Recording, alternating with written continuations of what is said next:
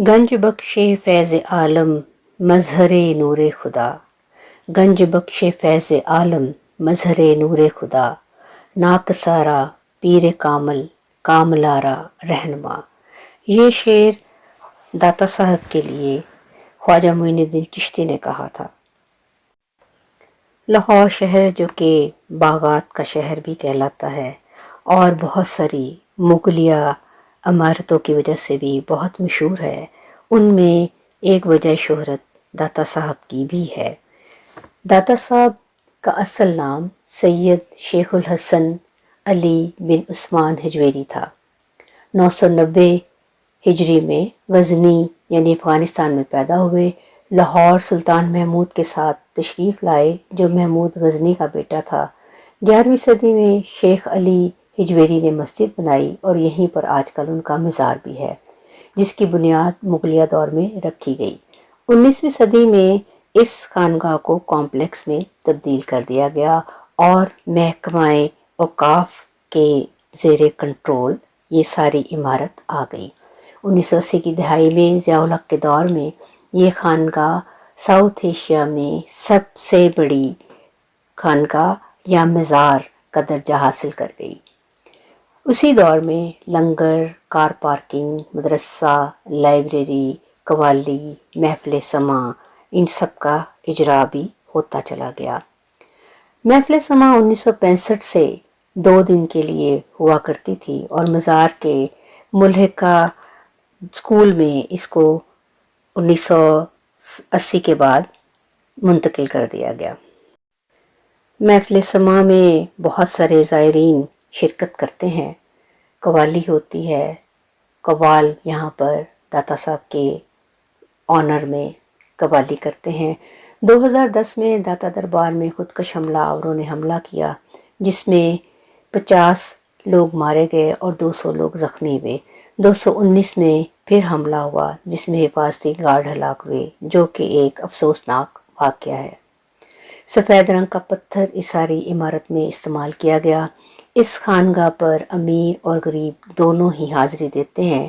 ایک عقیدہ یہ بھی ہے کہ داتا صاحب اتنے بڑے صوفی بزرگ ہیں کہ بر صغیر میں کوئی بھی صوفی بزرگ ان سے روحانی طور پر اجازت لیے بغیر بر صغیر میں نہیں آ سکتا۔ بابا فرید، معین الدین چشتی، نظام الدین اولیاء، دارا شکوہ، علامہ اقبال سب نے دربار میں حاضری دی ہوئی ہے۔ نواز شریف صاحب بھی زائرین میں شامل تھے۔ ایک اندازے کے مطابق 50,000 زائرین روزانہ مزار پر آتے ہیں۔ داتا صاحب کے دربار کی آمدنی کا کچھ حصہ طالب علموں اور کچھ شفا خانوں اور ہسپتال وغیرہ کو بھی دیا جاتا ہے۔ اس عمارت میں سفید پتھر لگایا گیا ہے۔ ہر سال عرس منایا جاتا ہے اور 1 لاکھ کے قریب زائرین حاضری دیتے ہیں۔ محکمہ اوقاف اس مزار کی دیکھ بھال اور تمام نذرانے کا حساب کتاب رکھتا ہے۔ روایات کے مطابق جب شیخ ابو الحسن بن عثمان ہجویری لاہور تشریف لائے تو ان کے مرشد نے انہیں یہاں جانے کا حکم دیا۔ داتا صاحب کچھ ہچکچائے لیکن انہوں نے کہا کہ حکم ربی ہے، آپ وہاں پر چلے جائیں۔ اس وقت لاہور شہر میں ایک بہت بڑے صوفی قیام پذیر تھے جن کا نام شاہ میر حسین زنجانی تھا، جن کو آج میراں شاہ حسین زنجانی کے نام سے جانا جاتا ہے اور میراں دی کھوئی کے نام سے ان کا مزار آج بھی لاہور میں موجود ہے۔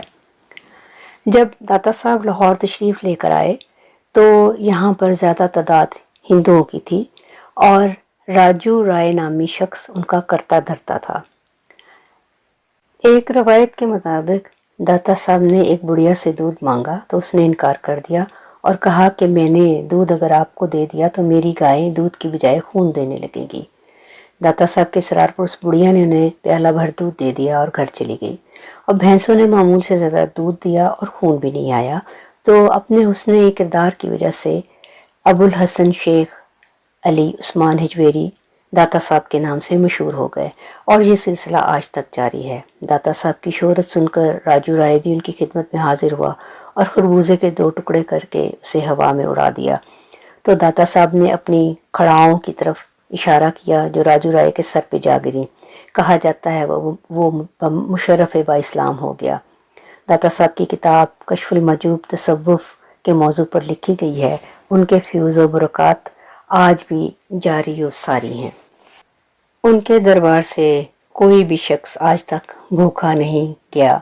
सबको खाने के लिए कुछ न कुछ मिल जाता है। इबादत का सिलसिला भी दिन रात जारी है और दरबार की रौनकें भी इसी के दम से हैं।